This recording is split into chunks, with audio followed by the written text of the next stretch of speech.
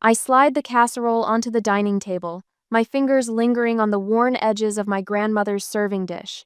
The silverware clinks against plates in an uneven rhythm that matches the tension in the room. No one speaks. They never do until Deirdre decides it's time. My father Russell slumps in his chair, night shift exhaustion etched into the lines around his eyes. He hasn't even changed out of his railway uniform yet, the name patch slightly askew from years of washing. Talia, pass the salt. Chase doesn't look up from his phone, his fingers tapping away at some game while his food cools. At 24, my stepbrother still acts like a teenager, especially when it comes to basic manners.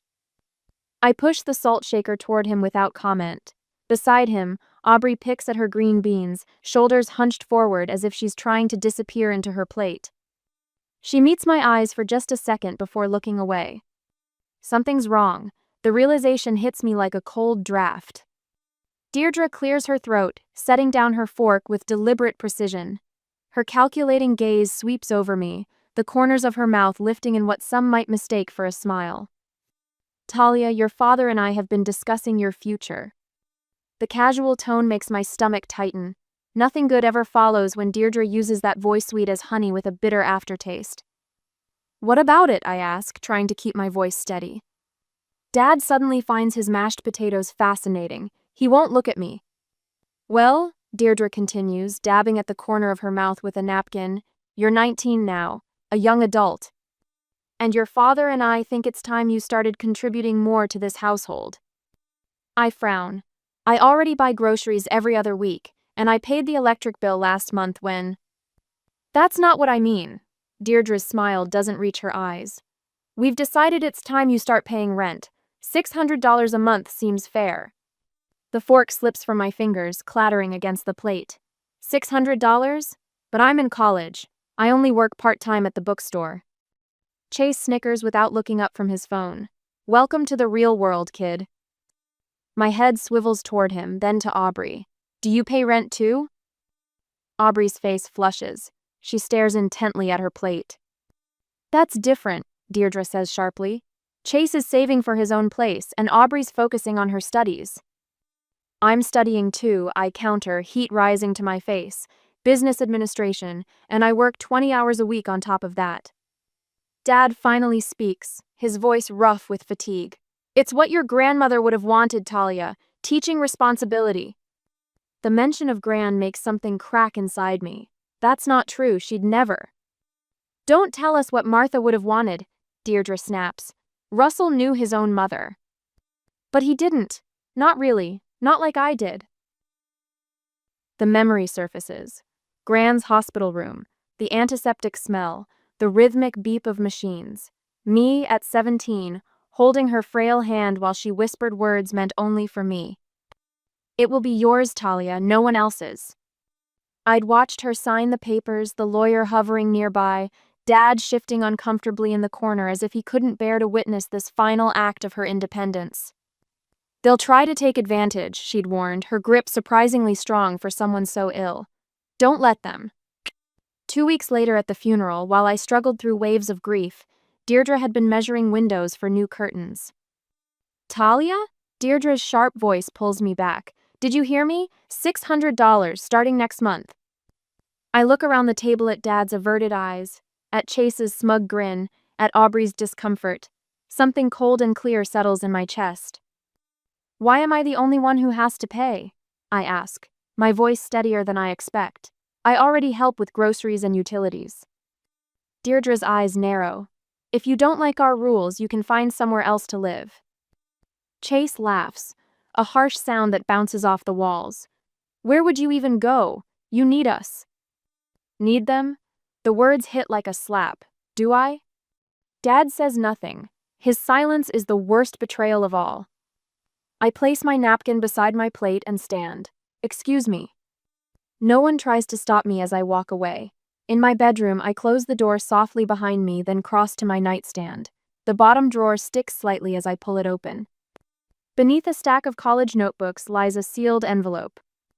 I run my fingers over it, feeling the hard edge of the document inside. The deed to the house. My house. Gran knew this day would come. Somehow, she always knew. Later that night, the kitchen floor creaks beneath my slippers as I reach for a glass in the pre-dawn darkness. 3 days since the dinner ambush, and sleep still comes in restless fragments. My fingers tremble slightly against the cool ceramic of the water tap. She'll cave, they always do when money's involved. Deirdre's voice floats through the heating vent from the living room below.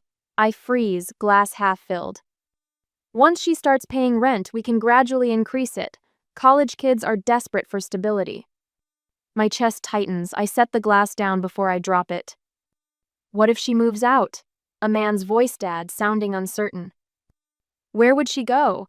Her friends all live in dorms. Besides, the guilt will keep her here. Deirdre laughs, a sound like ice cracking. Russell, your daughter's been trained since childhood to take care of everyone but herself. The truth of her words burns worse than any insult. I slip back to my room, my throat still parched. The house settles around me with familiar sounds that suddenly feel foreign. Was this home ever truly mine, even with Gran's legal assurances? 2 days later after the incident. Hey, Talia, your student loan email thing came. Chase tosses an opened envelope onto the kitchen counter where I'm making lunch. The torn edge immediately sets off alarms. You opened my mail? He shrugs, raiding the refrigerator. Thought it was for me. The return address clearly shows my name. Inside, I found no loan information, but my cell phone bill changed to paper delivery instead of electronic. Strange. I've used paperless billing since I opened the account. Why would my phone bill suddenly, I start, but stop when I notice the new email address for account notifications, deirdremartin@gmail.com. The sandwich I was making sits forgotten as I dig through the stack of mail on the counter. Electric bill, water service, internetal addressed to me, all with confirmation of email changes. What did she do? I whisper. Chase smirks around a mouthful of stolen turkey. Mom's just making sure all the household expenses are properly organized, since you're an adult now and all. The calculated strategy clicks into place.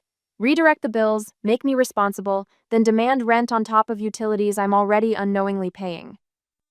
I'm searching for words when Aubrey appears in the doorway, her textbook clutched against her chest like armor. Chase, Mom's looking for you, she says, eyes darting between us. With an exaggerated sigh, he lumbers out, bumping my shoulder hard enough to make me stumble. Aubrey lowers her voice the moment he's gone.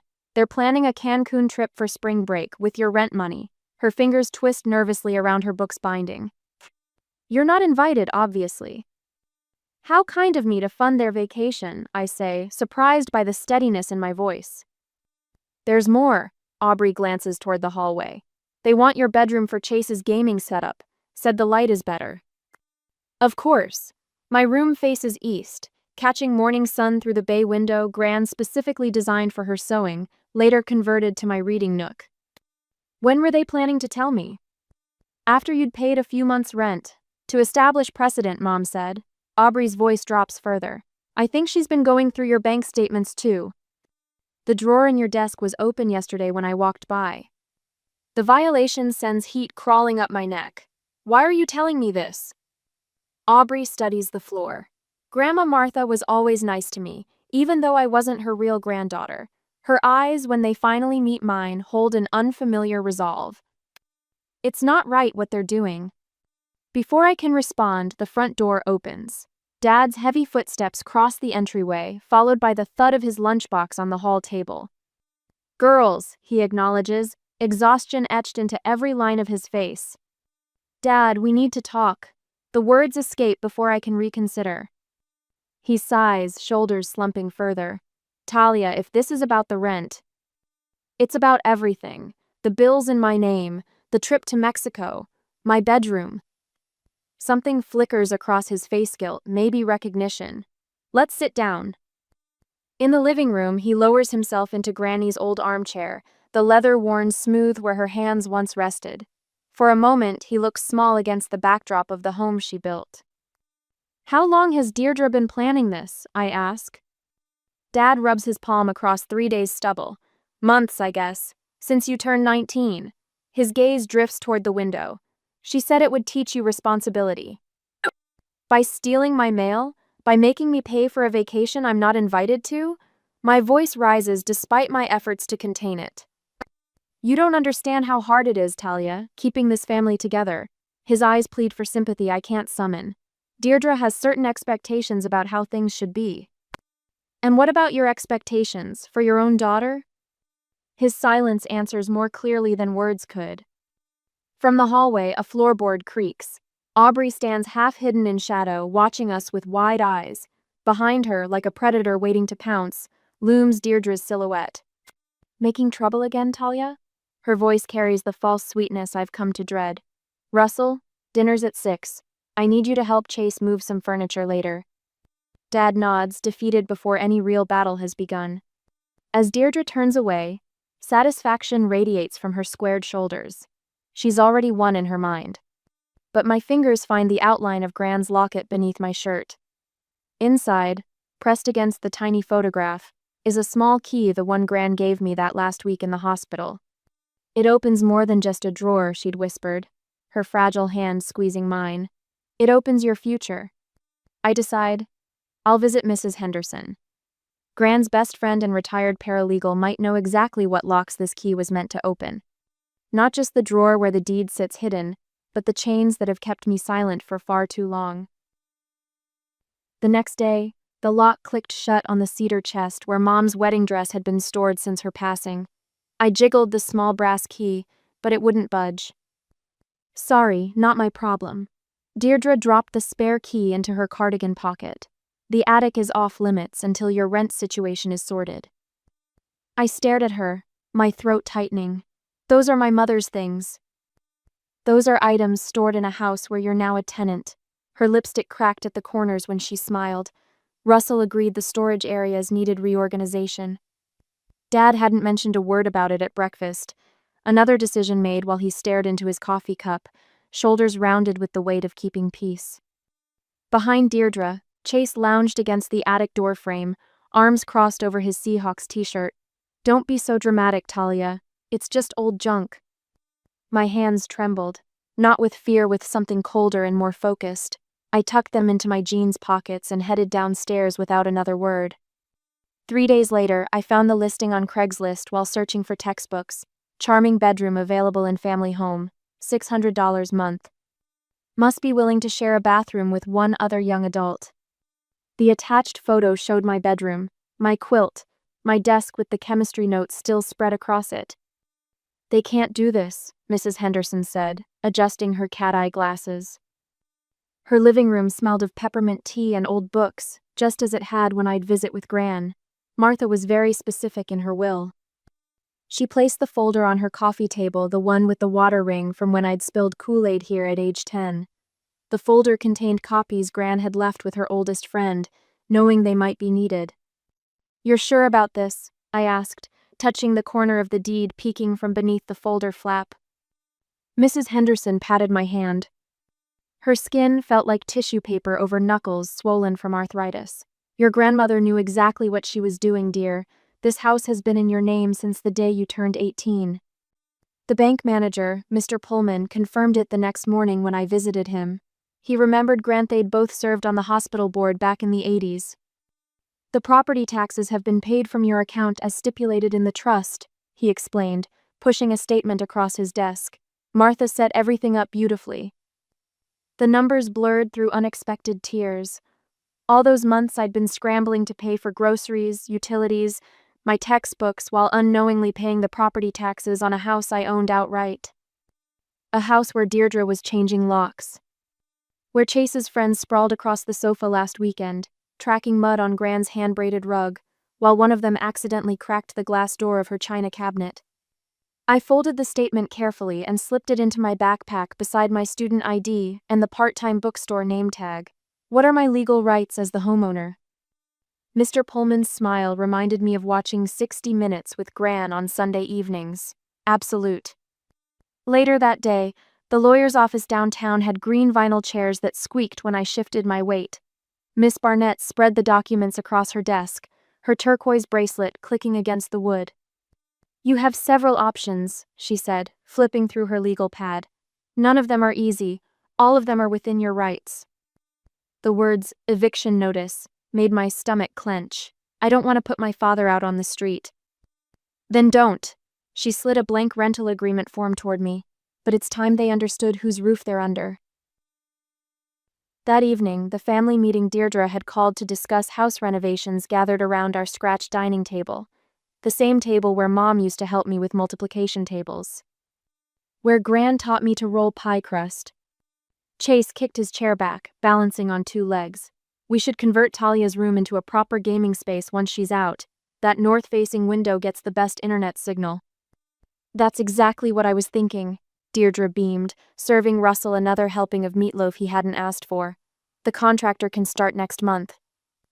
Aubrey pushed her peas around her plate, not looking up. We'll need to pack up all your things soon, Talia, Deirdre continued, her voice honeyed with false concern, since you haven't managed to meet your financial obligations. I took a slow sip of water, then set the glass down precisely on its coaster. There's been a misunderstanding about those obligations, I said. The folder from Miss Barnett's office sat heavily in my lap. My fingers found the edge of the deed, the original, not a copy. The paper felt substantial, official. Russell frowned. What do you mean, sweetheart? I mean, I said, my voice steadier than I'd expected. This house doesn't belong to you. The silence stretched like an overturned piano string. Don't be ridiculous, Deirdre scoffed, butcher knife paused over the butter dish. I placed the deed on the table, then the will, then the property tax statements in my name. This house belongs to me, I said. It always has, since I turned 18. Chase's chair crashed forward onto all four legs. That's impossible, you're just a kid. Russell's face drained of color as he reached for the documents with shaking hands. Mom did this, behind my back? To my face, I corrected gently. You were there in the hospital room, Dad. You just weren't listening. Deirdre's laugh sounded like ice cracking. This can't be legal. It's completely legal, said a voice from the doorway. Mrs. Henderson stood there, another folder tucked under her arm. I witnessed the signature myself. Behind her, Miss Barnett nodded, briefcase in hand. I've been silent too long, I said, meeting my father's confused gaze. Out of respect for you, Dad. But I can't anymore. Why? He whispered. Why would Mom do this? The question hung in the air between us, the real question underneath it all. Why did you let them treat me this way? My voice sounded like Gran's when I finally answered. She knew someone would have to protect what matters. 3 weeks later, I initiated a meeting with the house members. I adjust my blouse, smoothing invisible wrinkles as I arrange the leather portfolio on the coffee table. The documents inside represent weeks of preparation, rental agreements printed on heavyweight paper, household responsibility charts color-coded by room, and eviction notices I pray I won't need to use. My heart hammers against my ribs, but my hands remain steady. They're coming, Aubrey whispers from the hallway. I nod, taking my place in Gran's armchair, the seat no one has used since she passed. From here, I can see everyone without turning my head. Strategic positioning, Mrs. Henderson called it when we rehearsed this moment. Chase stomps in first, dropping heavily onto the sofa. His hair stands in unwashed spikes, clothes rumpled as if he's just rolled out of bed at 4 p.m. Deirdre follows, her lips pressed thin, makeup perfect as armor. Russell shuffles in last. No one reaches for a glass. Thank you all for coming. My voice sounds different, firmer than I remember. I've called this meeting to discuss new household arrangements. Chase snorts. Since when do you call meetings? I ignore him, opening the portfolio with a soft thump of leather against wood. As legal owner of this property, I've prepared rental agreements for each of you. The silence feels like pressure against my eardrums. Deirdre's face freezes in a half-smile that doesn't reach her eyes. Chase sits up straight for once. Rental agreements? Deirdre's voice climbs an octave. That's absurd. We're family. Family. The word tastes bitter. Was I family when you demanded $600 in rent? When you listed my bedroom online? Her mouth opens, closes. Russell stares at his work boots. I slide 3 separate documents across the table. Chase, your agreement reflects the market rate for a bedroom of your size with private bathroom access. $450 monthly. Chase snatches the paper, eyes widening as he scans the terms. This is below what you'd pay anywhere else in this neighborhood. I finish. I checked. I turn to Aubrey, whose fingers twist anxiously in her lap. Yours is adjusted for student status. $325 with 30 hours of household contribution monthly. She takes the agreement with both hands, reading carefully. Her shoulders relax slightly. And Deirdre. I push the third document forward. Since you don't work outside the home, your contribution will be in household management. The paper between us details every responsibility: meals, cleaning schedules, laundry, yard maintenance, tasks she's been neglecting for years while I picked up the slack. Deirdre doesn't touch it. You wouldn't evict your own family. I withdraw a fourth document from the portfolio, placing it beside her untouched agreement. I wouldn't want to, but you were planning to evict me from my own home. The notice to vacate bears her name at the top. Russell clears his throat. Talia, surely we can discuss. We've been discussing it for weeks, Dad. My voice cracks slightly, while you worked nights and avoided the problem. His shoulders curl inward, a small, guilty gesture that once would have made me backpedal. Not today. You have 30 days to sign these agreements or find alternative arrangements. I fold my hands over the portfolio. Dad is exempt from rent payments out of respect for Mom. But everyone else contributes fairly or leaves. Chase springs up, face flushing red. This is blackmail. It's property management. I don't rise to meet him. Don't need to. Something Gran taught me about. You think you can just... Chase stops mid-sentence as Russell stands. She's right, Chase. Dad's voice carries a weight I haven't heard in years. It's her house. Chase's mouth works silently before he snatches his agreement and storms toward the door. I'm not living under some dictatorship. The front door slams hard enough to rattle the windows. In the silence that follows, Aubrey raises her hand like we're in class. Is it okay if I make payments bi-weekly, after my campus job pays? I nod, something warm and unexpected blooming in my chest. We can adjust the schedule. Deirdre hasn't moved, her manicured fingers frozen inches from the papers that represent her new reality. You've thought of everything, haven't you? She asks, voice flat. I learned from watching you. I meet her gaze without flinching. You're welcome to stay or go, but not on your terms anymore.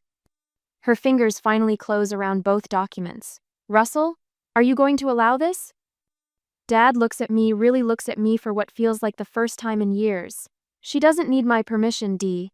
He reaches for a glass of lemonade, offering it to me first.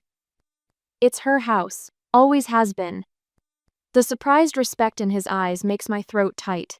I accept the glass, our fingers brushing in a small connection that feels like the beginning of something new. Something better.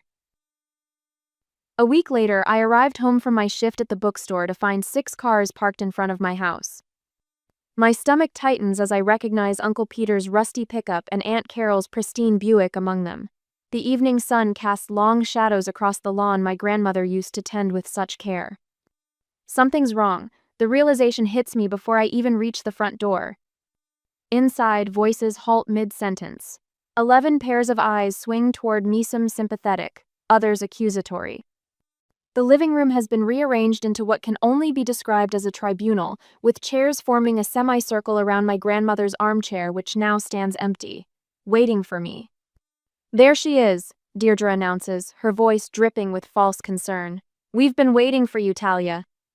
Dad shifts uncomfortably on the sofa beside Aunt Carol. Chase stands by the fireplace, arms crossed, a victorious smirk playing at his lips. Only Aubrey looks genuinely uncomfortable, perched on the piano bench near the window as if planning an escape. What's going on? I ask, though I already know. Uncle Peter clears his throat. Family meeting, about the situation here. I set my backpack down slowly, buying seconds to steady my breathing. I wasn't aware we needed the entire Morgan and Lambert family tree to discuss household matters. That's exactly the problem. Deirdre steps forward, hands clasped at her chest. You've turned a simple family matter into something ugly. The room hums with uncomfortable energy as Uncle Peter rises from his chair. Talia, honey, we're concerned. This isn't like you, threatening to put your own family out on the street. Homeless, Chase interjects dramatically, gesturing to himself. She wants me homeless while she lives in this big house all by herself. I noticed his brand new gaming headset hanging around his neck, the $300 model he claimed he couldn't afford last week when I asked for his first rent payment. Aunt Carol's voice quavers with practiced emotion. Your grandmother would be heartbroken to see this family torn apart over property. The mention of Gran ignites something in my chest. My grandmother knew exactly what would happen. That's why she left me this house. You're 19, Uncle Peter counters. Too young to understand family loyalty. Or to honor your father, adds Deirdre's sister Marlene, who I've met exactly twice before today. Dad stares at his hands. His silence speaks volumes. I walk to the center of the room, feeling their judgment press against me from all sides. Is that what this is? An intervention to teach me about family loyalty? Deirdre's eyes narrow. We're worried about you, sweetie. This greed, this heartlessness, it isn't you. Greed? The word hangs in the air between us. I turn, walk to the hallway closet, and return with my leather portfolio. The room goes quiet as I open it on the coffee table. This isn't about money, I say, my voice steadier than I expected. It's about respect. I withdrew a spreadsheet detailing household expenses for the past year. I charge below market rates. $450 for Chase. The average one-bedroom apartment in Spokane costs $700. $325 for Aubrey because she's a student. That's not the point, Deirdre interrupts. No, it isn't. I look directly at her. The point is this. I pulled out printouts of the online rental listing she'd created for my bedroom. Cozy space available in a family home, $600 month, dated 3 days before she demanded rent from me. Aunt Carol's eyes widened. Or this. I reveal the ledger of my contributions to household expenses over the past 2 years. Groceries, utilities, repairs. The total makes Uncle Peter shift uncomfortably. Chase pushes away from the fireplace. This is ridiculous. She's trying to run this house like a dictatorship. Actually, I continued, pulling out the final document, the lawyer's letter confirming my right to establish rental agreements, I'm running it like a homeowner, which is what I am.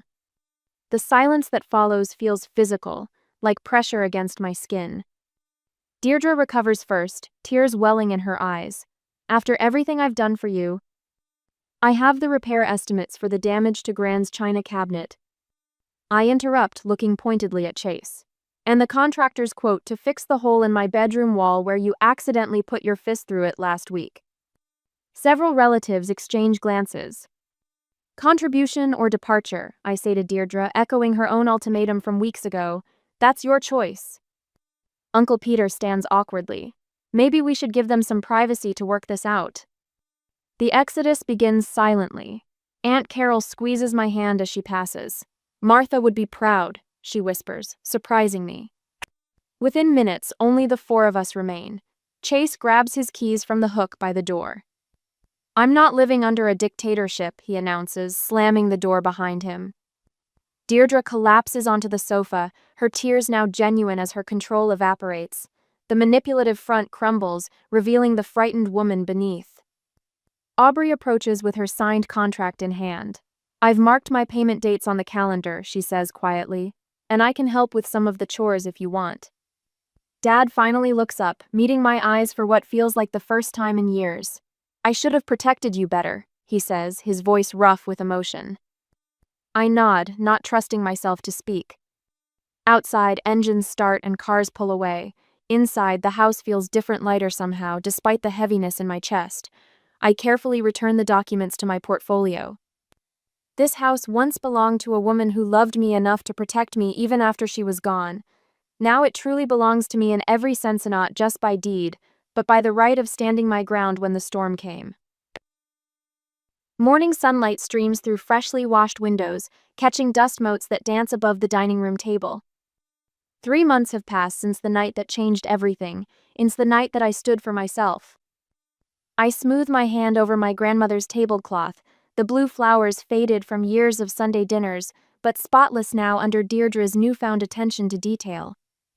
My textbook spread before me. I highlighted a passage about corporate structures while sipping coffee from Gran's china cup. The house breathes differently now, no slamming doors, no shouted demands, just the occasional creak of settling wood and the distant hum of the vacuum upstairs. Talia? Deirdre appears in the doorway, feather duster in hand. Her hair pulled back in a practical bun. She looks older without her usual makeup, but somehow more authentic. I finished upstairs. Do you need anything before I start lunch? I glance at my watch. No thanks. I've got class in an hour. She nods and turns to go, then pauses. Your father mentioned inviting Mrs. Henderson for dinner this weekend. Would Saturday work for you? The question still surprises me, Deirdre asking my permission rather than issuing proclamations. Saturday's perfect. After she disappears into the kitchen, I close my book and walk to the living room window. Outside, Dad kneels in Gran's garden, clearing winter debris from around the rose bushes. He looks up, catches my eye, and waves. I wave back, remembering how he cried the night I showed them all the deed. Not from anger or shame, but relief. I've been a coward, he'd whispered later when we were alone. Martha knew it, that's why she protected you. The front door opens and Aubrey bursts in, her face flushed with excitement. I got it. She waves an envelope. Full scholarship for senior year. I cross the room and hug her. That's amazing. I couldn't have done it without the quiet study space. She tosses her backpack onto the sofa. Or your proofreading. Sure you could have, I counter, but her words warm me. Is that Aubrey? Dad calls, coming through the back door and wiping his hands on his jeans. Scholarship news, I explained. His face brightens. We should celebrate tonight, special dinner. I'll help cook, Aubrey offers. From the kitchen, Deirdre's voice floats out. I'll make that lemon cake Talia likes. Later at dinner, I look around the table. Dad passes the salad to Aubrey, who serves herself before offering it to Deirdre. No phones in sight, no barbed comments disguised as jokes. Just conversation and the clink of silverware against place, a rhythm that sounds like family now instead of tension. Mail came late today, Dad says, reaching into his pocket. There's something for you, Talia. The envelope bears no return address, but I recognize the handwriting immediately. Inside, a check for $450 and a note with just 3 words in Chase's blocky print, for last month. Everything okay? Dad asks. I nod, tucking the check away. Fine. After dinner, I slip onto the front porch, settling into Gran's rocking chair. The evening air carries the scent of earth and new growth from the garden. Behind me, through the window, the deed hangs framed on the wall, not as a reminder of power, but of responsibility. Mrs. Henderson's words from last week echo in my mind. Martha didn't leave you a house, dear. She left you a chance to build a home. The screen door creaks. Aubrey steps out with 2 mugs of tea, handing one to me before sitting on the porch step. Do you ever wonder what would have happened if you hadn't stood up to them? She asks. The chair rocks gently beneath me. Sometimes. I'm glad you did, she says quietly. Inside, Dad laughs at something Deirdre says, the sound floating through the open window. I smile and sip my tea, tasting chamomile and honey, Gran's remedy for troubled times. But tonight, there's nothing to remedy. Just peace in the house that finally feels like mine.